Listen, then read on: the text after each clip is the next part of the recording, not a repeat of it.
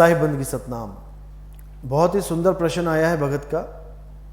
पूछ रहे हैं कि क्या माँ बाप की सेवा करने से हमें मुक्ति मिल जाएगी, क्योंकि बहुत से गुरु ये बात करते हैं कि माँ बाप की सेवा करना ही परमात्मा की सेवा करना है।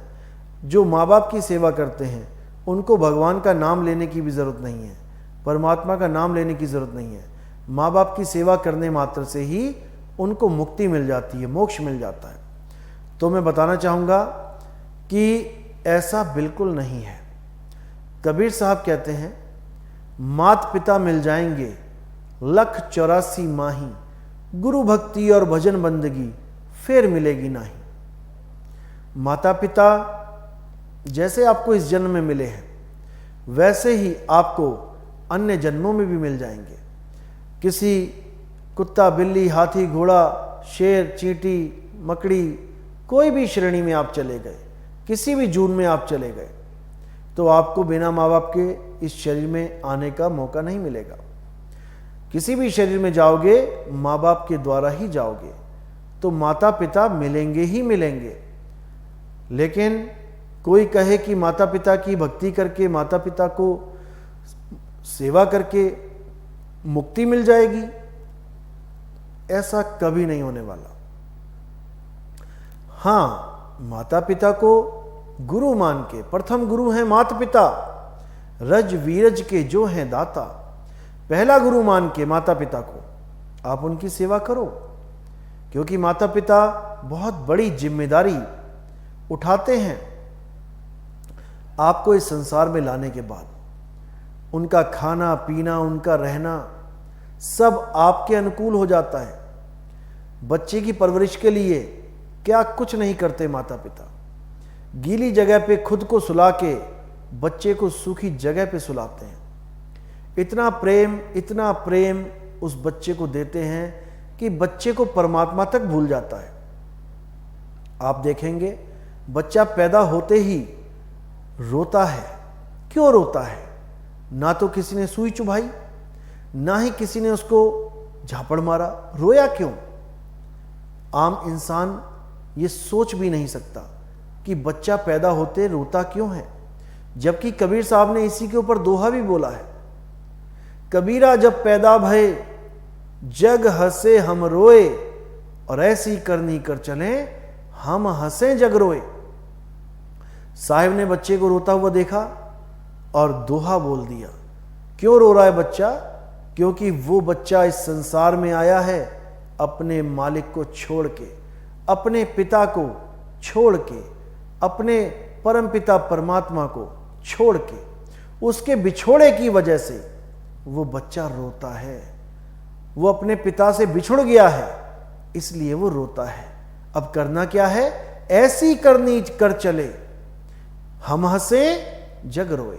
अब हमने उस पिता को दोबारा याद करना है, उस दोबारा हमें अवस्था को प्राप्त करना है, उस परम पिता को हमने प्राप्त करना है। तब हमारी अवस्था ऐसी हो जाएगी कि हम हंसें और जग रोए। इस संसार को जब हम छोड़ के जाएंगे तो जग हमें याद कर कर के रोएगा कि कितना अच्छा आदमी था, कितना अच्छा बंदा था, परमात्मा की बात बताता था, भक्ति की बातें करता था, और वो चला गया। लेकिन वो दुखी होंगे, आप नहीं, क्योंकि अब आपका जन्म मरण खत्म हो जाएगा। जिस मरने से जग डरे मेरे मन आनंद, मरने पर ही पाइए पूर्ण परमानंद। मरता मरता जग मुआ, मरना जाने न कोई, और ऐसी मरनी जो मरे बहुर न मरना होए। तो जब आपको परमात्मा को याद करना आ जाएगा, तब आपकी ऐसी मृत्यु नहीं होगी जैसी आम संसारियों की होती है। बिल्कुल नहीं। एक सिंहासन चढ़ चले, एक बंधे जंजीर।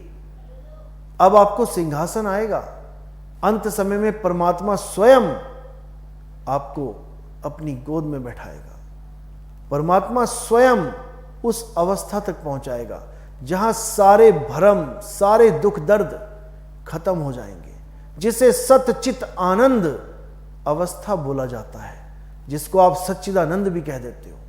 सतचित आनंद अवस्था ही एकमात्र लक्ष्य है इस इंसानी जीवन का। अगर वो लक्ष्य हम नहीं प्राप्त कर पाए तो हमारा इस जीवन को जीने का कोई मतलब ही नहीं है। जितने मर्जी आप बिल्डिंगें बना लो, जितनी मर्जी आप बैंक बैलेंस बना लो, जितना मर्जी आप माया का खेल इकट्ठा कर लो, यही रह जाना है। बड़ी बड़ी बिल्डिंगें आज खाली पड़ी हैं, उसमें रहने वाले बड़े बड़े करोड़पति आज नहीं हैं, आज खंडर बनी पड़ी हैं। बड़े बड़े महल आज खंडर बने पड़े हैं।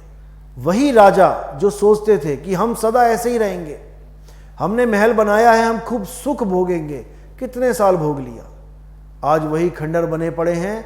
आज उन्हीं महलों में आम आदमी जाके घूम फिर के आ जाता है, नहीं तो उन महलों में बड़े बड़े लोगों का प्रवेश वर्जित होता था। आज 10 रुपए की टिकट देके उस राजा के कमरे तक घूम के आ जाते हैं, उस रानी के कमरों तक घूम के आ जाते हैं। तो कहां गए वो राजपाट, कहां गए वो राजा रानी, कहां गया वो अहंकार? ये सब यही मिट्टी में मिल जाना है। वहां केवल और केवल आपकी भक्ति ने जाना है। आप सत भक्ति करेंगे, परमात्मा तक पहुंच जाएंगे। अगर आप झूठी भक्ति करेंगे, पाखंडवाद में पड़ेंगे, तो इसी संसार में आपको वापस आना पड़ेगा और कोई बचाने वाला नहीं। 1,84,000 में जाना ही पड़ेगा, कोई रोकने वाला नहीं। इसलिए हमें केवल और केवल सत भक्ति करनी चाहिए। माता पिता की सेवा भी जरूरी है। यहां तक कि अगर आपको सत ज्ञान मिल गया, आपको सच्चा पंथ मिल गया, तो आपका फर्ज बनता है कि सबसे पहले अपने माता पिता को इस पंथ के बारे में बताएं, इस मार्ग के बारे में बताएं। और अगर आपने पहले कोई गुरु धारण किया है तो उस गुरु को भी उस पंथ के बारे में बताएं, क्योंकि आपका पहला फर्ज माता पिता और गुरु को उनका साथ देना है, उनको छोड़ना नहीं। अगर आप उनको सच्चे पंथ से जोड़ते हैं तो माता पिता की भी मुक्ति होती है और गुरु की भी मुक्ति होती है, क्योंकि आप उनके कर्जाई हैं।